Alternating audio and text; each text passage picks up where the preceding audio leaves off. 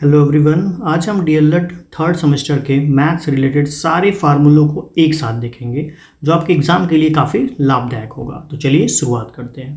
पहला फार्मूला है चक्रवृद्धि मिश्रधन बराबर p ब्रैकेट में 1 plus r by 100 whole to power n। यानी आपको याद रखना है चक्रवृद्धि मिश्रधन a बराबर p ब्रैकेट में 1 plus r by 100 whole to the power n।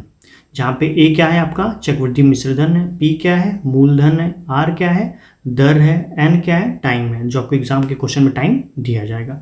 इसी के साथ आप एक फॉर्मूला और याद कर लीजिए, चक्रवृद्धि ब्याज आपसे पूछ सकता है। चक्रवृद्धि ब्याज CI बराबर होता है a माइनस पी। a आपका क्या होगा मिश्रधन होगा चक्रवृद्धि मिश्रधन, और p क्या होगा मूलधन। तो आपका फार्मूला क्या हो गया CI बराबर a माइनस पी, मतलब चक्रवृद्धि मिश्रधन बराबर चक्रवृद्धि ब्याज बराबर चक्रवृद्धि मिश्रधन माइनस मूलधन। एक और फॉर्मूला याद कर लीजिए, साधारण ब्याज बराबर होता है मूलधन गुणे दर गुणे समय बटा 100, यानी SI बराबर PRT अपॉन 100। तो साधारण ब्याज का फॉर्मूला क्या हो गया PRT अपॉन 100 याद कर लीजिए, या फिर मूलधन गुणे दर गुणे समय बटा 100। अगला फॉर्मूला है घनाभ का। घनाभ का आपको फॉर्मूला याद करना है। घनाभ के आयतन का फार्मूला होता है L into b into h, या फिर हिंदी में आप याद कर सकते हैं लंबाई गुणे चौड़ाई गुणे ऊंचाई। ये किसका फॉर्मूला है घनाभ का आयतन का। तो घनाभ के आयतन का फॉर्मूला बन गया लंबाई गुणे चौड़ाई गुणे ऊंचाई। घनाभ के विकर्ण का फॉर्मूला होता है under root L square plus b square plus h square, और घनाभ के संपूर्ण पृष्ठ का क्षेत्रफल होता है 2 ब्रैकेट में LB plus BH plus HL। घन का भी आपको फार्मूला याद करके जाना है। घन के आयतन का फार्मूला होता है a का क्यूब। a का क्यूब कहने का सेंस है भुजा का क्यूब, ठीक है। और घन के संपूर्ण पृष्ठ का क्षेत्रफल अगर आपसे पूछा जाएगा तो आप बोलेंगे 6 गुणे भुजा का स्क्वायर। और घन का विकर्ण पूछा जाएगा तो फार्मूला आपका क्या बनेगा भुजा कड़ी में 3।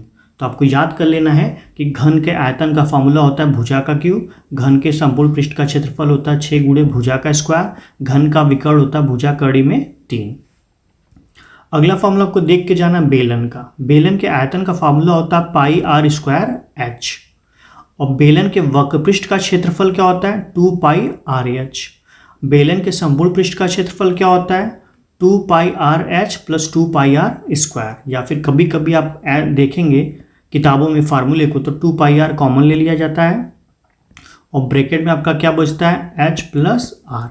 यानी एक फार्मूला आप ऐसे भी सोच सकते हैं बेलन के संपूर्ण पृष्ठ का क्षेत्रफल 2 पाई आर ब्रैकेट में h प्लस आर। अगला फार्मूला है शंकु का। शंकु के आयतन का फार्मूला होता है 1/3 पाई आर स्क्वायर h। शंकु के वक्रपृष्ठ का फार्मूला होता है पाई आर एल। शंकु के संपूर्ण पृष्ठ का फार्मूला होता है pi r l plus pi r square. इसको भी आप चाहे तो पाई आर कॉमन ले लेंगे, बचेगा क्या ब्रैकेट में एल प्लस आर। यानी शंकु के संपूर्ण पृष्ठ का फार्मूला पाई आर ब्रैकेट में एल प्लस आर। अगला फार्मूला आपको याद करके जाना है गोले के आयतन का। गोला का आयतन का फार्मूला होता है 4/3 पाई आर क्यूब।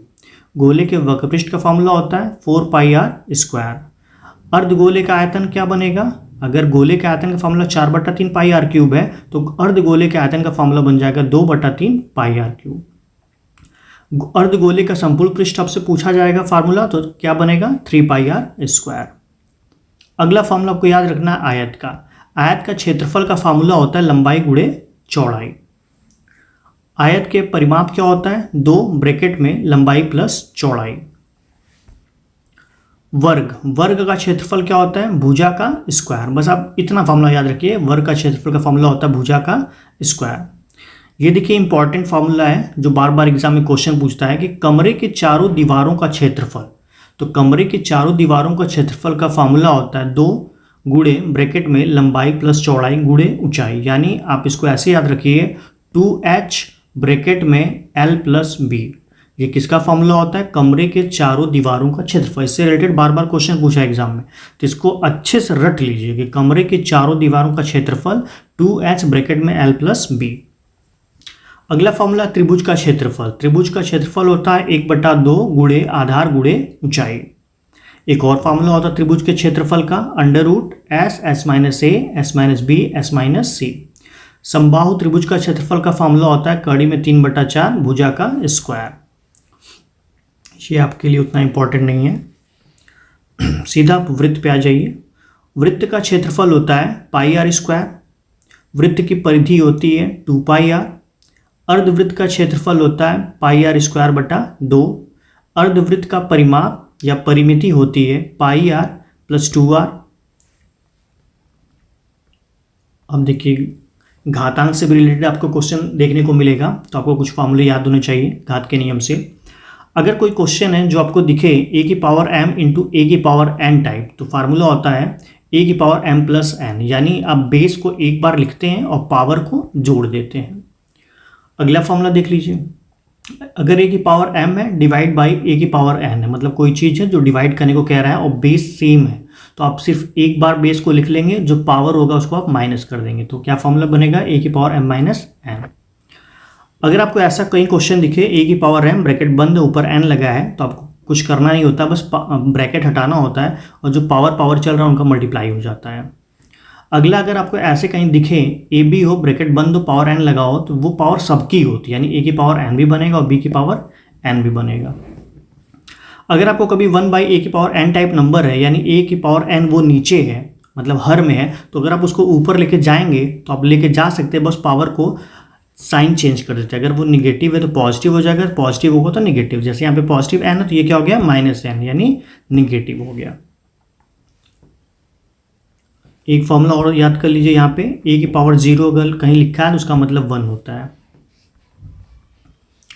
देखिए आप जो क्वेश्चन सॉल्व कर रहे थे साधारण ब्याज और चक्रवृद्धि ब्याज का, कभी कभी वहाँ पे आपसे दर और समय को लेकर समस्याएं होती हैं। समय कभी आपसे बोलेगा कि 2 साल का, 4 साल का, 12 साल का, ऐसे कुछ भी क्वेश्चन पूछेगा बोलेगा, तो वहाँ पे आपको कभी कभी ब्याज की बात करके तो ब्याज बोलेगा कि अर्धवार्षिक आपको देना है, कभी त्रैमासिक देने की बात करेगा, कभी मंथली देने की बात करेगा ब्याज। तो जैसे क्वेश्चन में ब्याज अर्धवार्षिक बात करे या वार्षिक बात करे या त्रैमासिक बात करे या महीने की बात करे, तो वहाँ पे 2 चीज़ आपको क्लियर करना होता है, एक होता है दर और एक होता है समय।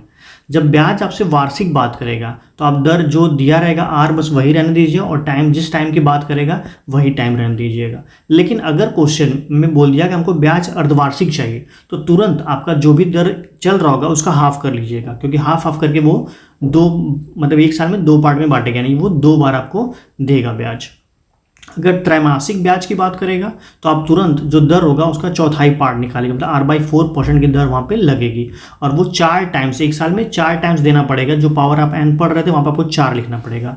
अगर मंथली ब्याज देने की बात किया जाएगा तो वहाँ पे क्या होगा, जो भी आपका दर होगा उसमें आप 12 से भाग लगाएंगे और एक साल में 12 बार देना पड़ेगा, तो पावर आप 12 लिखेंगे।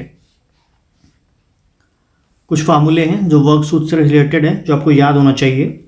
a प्लस बी का होल स्क्वायर होता है a square plus b square plus 2ab, a minus b का होल स्क्वायर प्लस 4ab भी होता है, लेकिन आपको इसकी जरूरत नहीं पड़ेगी। आप बस इतना याद रखिए a प्लस बी का होल स्क्वायर बराबर a square plus b square plus 2ab, a minus b का whole square a square plus b square minus 2ab। 2 formula आप ये याद कर लीजिए और एक फार्मूला याद कर लीजिए आप a प्लस बी का होल स्क्वायर हो और a माइनस बी का होल स्क्वायर हो, तो आप डायरेक्टली 2 ब्रैकेट में a square plus b square आप लिख सकते हैं।